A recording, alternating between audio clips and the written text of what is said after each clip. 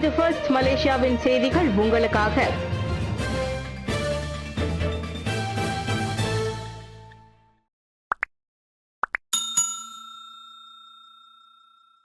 KPTN அமைச்சருடன் ஊகா Leong சந்திப்பு, மக்கள் பிரச்சினை குறித்து விவாதிப்பு. உள்நாட்டு வாணிபம், கூட்டுறவு, பயணீட்டாளர் விவகாரம் மற்றும் சீன கிராமங்கள் துறைக்கான பேராக் ஊராட்சி குழு உறுப்பினர் ஊகா லியோங் உள்நாட்டு வாணிபம் மற்றும் வாழ்க்கை செலவின அமைச்சர் டத்தோ அர்மிசான் முகமது அலியை இன்று புத்ரஜயாவில் மரியாதை நிமித்தமாக சந்தித்து பேசினர். அதன்போது நாட்டு மக்களின் நலன்கள் தொடர்பான பல்வேறு கொள்கைகள் மற்றும் நடைமுறைகள் விரிவாக விவாதிக்கப்பட்டன. குறிப்பாக வணிகர்களும் பொதுமக்களும் சமமாக பயனடையுமாறு அமைச்சின் கொள்கைகள் அமைய வேண்டும் என்பதோடு மக்கள் மையமான அணுகுமுறை மிக அவசியம் என்பதை அவர் அமைச்சரிடம் வலியுறுத்தினார். அதில் எல்பிஜி சிலிண்டர் பற்றிய அண்மைய பிரச்சினை, ரஹமா விற்பனை திட்டம் ஆகியவையும் அடங்கும். மேலும் ஷாப்பி, லசாடா போன்ற வணிக தளங்களில் அனைத்து தயாரிப்புகளுக்கும் மலாய் மொழியை கட்டாயமாக பயன்படுத்த வேண்டும் என்ற வழிகாட்டுதல் குறித்தும் விவாதிக்கப்பட்டது. தேசிய மொழியை மதிக்க வேண்டிய அவசியம் இருப்பதுடன் கொள்கை வணிகர்கள் மத்தியில் குழப்பத்தையும் கவலையையும் ஏற்படுத்தி இருப்பதை டிஏபி இளைஞர் பிரிவு தலைவருமான அவர் எடுத்துரைத்தார். B40 உதவி கையாடல் பள்ளி முதல்வர் மீது இன்று குற்றச்சாட்டு. ஸ்லாங்கூரில் மைகாஷி திட்டத்தின் மூலம் B40 குடும்பங்களுக்கு உதவுவதற்காக அமைக்கப்பட்ட ஒரு அறக்கட்டளையிலிருந்து நிதி முறைகேடாக பயன்படுத்திய சந்தேகத்தின் பேரில் ஒரு பள்ளி முதல்வர் மலேசிய ஊழல் தடுப்பு ஆணையமான MACC-யால் கைது செய்யப்பட்டார். ஏழை மாணவர்களுக்கு உணவு, கல்வி மற்றும் பயிற்சி வழங்குவதற்காக நிறுவப்பட்ட ஒரு தொண்டு நிறுவனத்திடம் இருந்து சுமார் 16,000 ரிங்கெட் பணத்தை அம்மாது முறைகேடாக பயன்படுத்தியதாக கூறப்படுகிறது. அவர் மீது இன்று ஷா அலாம் செஷன்ஸ் நீதிமன்றத்தில் குற்றம் சாட்டப்படும் என ஸ்லாங்கூர் MACC இயக்குனர் அஸ்வான் ரம்லி கூறினார். 50 வயது மதிக்கத்தக்க சந்தேக நபர் முன்னதாக ஸ்லாங்கூர் MACC அலுவலகத்திற்கு வாக்குமூலம் அளிக்க சென்ற போது கைதானார். தனிப்பட்ட ஆதாயத்திற்காக அதிகாரத்தை துஷ்பிரயோகம் செய்ததற்காக 2009 MACC சட்டத்தின் கீழ் இச்சம்பவம் விசாரிக்கப்படுகிறது. என்ன சொல்வது? பினாங்கில் மைவி காரை விற்று சேனல் கைப்பையை வாங்கிய பெண், குமுறும் காதலன். பினாங்கில் இளம் பெண் ஒருவர் தனது காதலனின் மைவி காரை ரகசியமாக விற்று தனக்கு மிக விருப்பமான சேனல் பிராண்டட் கைப்பையை வாங்கிய சம்பவம் வலைதளத்தில் பெரும் அதிர்வலையை ஏற்படுத்தியுள்ளது. அப்பெண்ணின் காதலன் தொழில் பயணம் ஒன்றை முடித்துவிட்டு வீடு திரும்பிய போது தனது மறைந்த உறவினரின் நினைவாக வைத்திருந்த கார் வீட்டின் முன் இல்லாமல் இருந்ததை கண்டு பெரும் அதிர்ச்சி அடைந்துள்ளார். அவர் காதலியிடம் விளக்கம் கேட்டபோது அவள் மிக சாதாரணமாக அந்த காரை விற்றுவிட்டேன் என்று கூறியதோடு மட்டுமல்லாமல் சம்பங் பாயார் முறையில் தான் விற்றேன் என்று கூறிவிட்டு சென்றதாக அவர் கூறினார். இறுதியில் அவள் வாங்கிய அந்த புதிய கைப்பையை புகைப்படத்தை work hard be your own queen என்ற வாசகத்துடன் பெருமையாக இன்ஸ்டாகிராமில் பகிர்ந்துள்ள நிலையில் அந்த இளைஞர் மிகுந்த வேதனையுடன் தனது காரையே ஒரு கைப்பைக்காக விற்றிருக்கிறாள் என்றால் அடுத்தது என்ன செய்வாளோ என தனது பதிவை முடித்துள்ளார். இப்பதிவிற்கு சமூக ஊடகத்தில் அந்த இளைஞனுக்கு ஆதரவாக நெட்டிசன்கள் கருத்துரைத்து வருகின்றனர். உலக அறிஞர் கிண்ண போட்டியின் இறுதி சுற்றுக்குள் நுழைந்து மலேசியாவுக்கு பெருமை சேர்த்த ரிமாஷினி. WSC எனப்படும் உலக அறிஞர் கிண்ணம் என்பது அனைத்துலக அளவிலான வருடாந்திர கல்வி திட்டமாகும். ஒவ்வொரு ஆண்டும் 60க்கும் மேற்பட்ட நாடுகளை சேர்ந்த 5000க்கும் மேற்பட்ட மாணவர்கள் இதில் பங்கேற்கின்றனர். மாணவர்களுக்கு சுவாரஸ்யமான, பள்ளியில் கற்பிக்கப்படாத பாடங்களை கற்பிப்பதையும் வெவ்வேறு பின்னணிகளை சேர்ந்த மக்களிடையே பொதுவான நிலையை கண்டறிவதையும் இது நோக்கமாக கொண்டுள்ளது. பல கட்டங்களை உட்படுத்திய இந்த போட்டியில் பேராக் தைப்பேயில் பிறந்தவரான ரிமாஷினி மோகன்ராஜ் எனும் மாணவி அதன் இறுதி சுற்றுக்குள் நுழைந்து பெருமை தேடி தந்துள்ளார். தந்தையின் தொழில் காரணமாக இவரின் குடும்பத்தார் இந்தோனேசியாவில் குடியேறி சுமார் 20 ஆண்டுகளாக அங்கேயே வசித்து வருகின்றனர். ஜகார்த்தாவில் உள்ள பீனா டூனாஸ் அனைத்துலக பள்ளி மாணவியுமான ரிமாஷினி முன்னதாக அங்கு நடைபெற்ற வட்டார ரீதியிலான போட்டியில் வெற்றி பெற்றார்.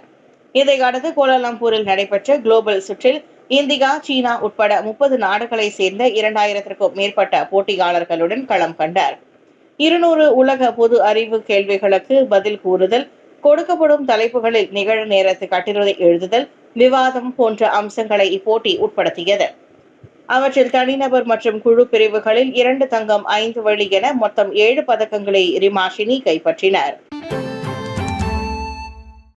கம்போங் சுங்கை பாரு குடியிருப்பு வாசிகளுடன் மோதல், டாங்வாங்கி போலீஸ் தலைவர் காயம். கோலாலம்பூர் கம்போங் சுங்கை பாருவில் இன்று வீடுகளை இடிக்கும் நடவடிக்கைகளை மேற்கொள்ளப்பட்டதை தொடர்ந்து அங்குள்ள குடியிருப்பாளர்களுடன் ஏற்பட்ட மோதலில் டாங்வாங்கி போலீஸ் தலைவர் துணை கமிஷனர் சுசில்மி எஃப்என்டி சுலைமான் காயமடைந்தார். அந்த பகுதிக்குள் நுழைய முயன்ற குடியிருப்பாளர்களுடன் ஏற்பட்ட மோதலை தொடர்ந்து சுலிஸ்மி இரத்தக்கரை படிந்த முகத்துடன் காணப்பட்டார். முன்னதாக கம்போங் சுங்கை பாரு மறுசீரமைப்பு திட்டத்தை எளிதாக்கும் நோக்கில் நடத்தப்பட்ட இந்த நடவடிக்கை பதட்டமான குடியிருப்பாளர்களை அந்த பகுதிக்குள் நுழைய தூண்டியதால் அவர்களை கலைந்து செல்லுமாறு போலீஸ்காரர்கள் கேட்டுக்கொண்டனர். அதிகாலையில் இருந்தே குடியிருப்பாளர்கள் அந்த இடத்தில் கூடியிருந்தனர். காலை 10 மணியளவில் தங்களது பிரதிநிதியின் தொடர்ச்சியான உரைகளை தொடர்ந்து குடியிருப்பு வாசிகள் அந்த பகுதிக்குள் வலுக்கட்டாயமாக நுழைய முயன்றனர். இருப்பினும் கடமையில் இருந்த போலீசார் அவர்களை அவ்வாறு செய்வதை தடுத்தனர். இதனைத் தொடர்ந்து கலக தடுப்பு போலீஸ்காரர்கள் நிறுத்தப்பட்டனர். தந்தை மகன் இருவரும் ஒரே தீ விபத்தில் பலியான துயரம். இன்று அதிகாலை கம்போங் ஸ்ரீ இன்டாவில் உள்ள ஒற்றை மாடி வீட்டில் ஏற்பட்ட தீ விபத்தில் தந்தை மகன் இருவரும் உயிரிழந்த சம்பவம் அனைவரையும் பெரும் அதிர்ச்சிக்குள்ளாக்கியுள்ளது. சுமார் 80 விழுக்காடு வீடு தீயில் சாம்பலான நிலையில்தான் தீ முழுமையாக கட்டுப்பாட்டுக்குள் கொண்டு வரப்பட்டது என்று தீயணைப்புத்துறை தெரிவித்தது. மேலும் சம்பவத்தில் வீட்டின் முன்புறம் நிறுத்தப்பட்டிருந்த 2 கார்களும் தீக்கிரையாகின என்று அறியப்படுகின்றது. இந்நிலையில் இந்த தீ விபத்திற்கான காரணத்தை கண்டறிய போலீசார் மற்றும் தீயணைப்பு துறையினர் மேல் விசாரணை தொடங்கியுள்ளனர். கோலாலம்பூர் காராக் நெடுஞ்சாலையில் விபத்து, 1 மணி நேரத்திற்கும் மேலாக போக்குவரத்து நெரிசல். கென்டிங் செம்பாவில் இருந்து கொம்பாக் செல்லும் சாலையின் 31.2வது கிலோமீட்டரில் நிகழ்ந்த சாலை விபத்தை தொடர்ந்து கோலாலம்பூர் காராக் நெடுஞ்சாலையில் வழக்கத்திற்கு மாறாக 1 மணி நேரத்திற்கும் மேலாக போக்குவரத்து நெரிசல் ஏற்பட்டது. இன்று காலை 7:24 மணிக்கு நிகழ்ந்த அந்த சாலை விபத்தில் சாலையின் மையப்பகுதி மற்றும் வலதுபுற பகுதியில் வாகனங்கள் முழுமையாக செல்ல முடியாத சிக்கல் ஏற்பட்டதாக மலேசிய நெடுஞ்சாலை வாரியம் தொடக்கத்தில் வெளியிட்ட அறிக்கையில் தெரிவித்தது. விபத்து நிகழ்ந்த பகுதியில் 1 மணி நேரத்திற்கும் மேலாக போக்குவரத்தில் தாம் சிக்கிக் கொண்டதோடு மோட்டார் சைக்கிளோட்டிகள் மட்டுமே அந்த சாலையில் கடந்து செல்ல அனுமதிக்கப்பட்டதாக டிக்டாக் பயனர் ஒருவர் நேரலையில் தெரிவித்தார். விபத்து நடந்த இடத்தில் வாகனங்களின் வரிசை அசையாமல் காணப்பட்டது. மேலும் சில பயனர்கள் விபத்து நடந்த இடத்தில் வெளியேற்றும் செயல்முறைக்காக காத்திருந்த போது தங்கள் கார்களில் இருந்து இறங்கியதையும் காண முடிந்தது. ஓனானா ரசிகரை தள்ளிய சர்ச்சை, கேமரன் அதிர்ச்சி தோல்வி.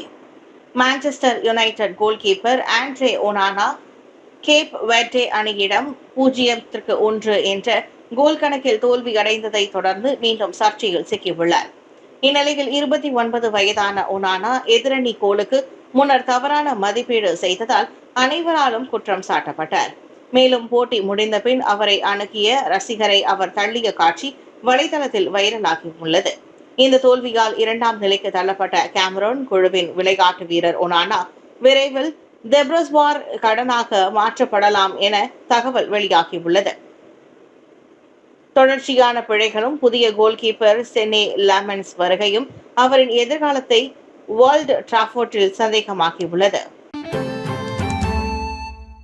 டெல்லியில் புதிய கார் வாங்கிய அன்றே விபத்து. கார் டயரில் எலுமிச்சையை நசுக்கும் போது எண்ணெயை மிதித்ததால் ஏற்பட்ட அசம்பாவிதம். டெல்லியில் புதிய மஹிந்திரா காரை வாங்கிய மகிழ்ச்சியில் இளம்பெண் ஒருவர் காரை சாலையில் ஓட்டி செல்லும் முன்பு இந்துக்களின் வழக்கப்படி எலுமிச்சையை நசுக்கும் சடங்கை ஷோரூமிலேயே செய்த சம்பவம் அவருக்கு அசம்பாவிதமாக மாறியது.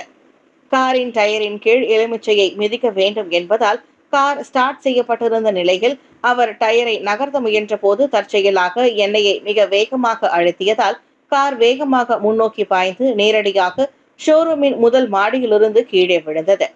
புதிதாக வாங்கிய கார் வாங்கிய முதல் நாளே சேதமடைந்ததை தொடர்ந்து அங்கிருந்த அனைவரும் பெரும் பதற்றத்தை ஏற்படுத்தியது. இருந்தாலும் இந்த சம்பவத்தால் யாருக்கும் எவ்வித அசம்பாவித காயங்களும் ஏற்படவில்லை என்ற தகவல்கள் தெரிவிக்கின்றன.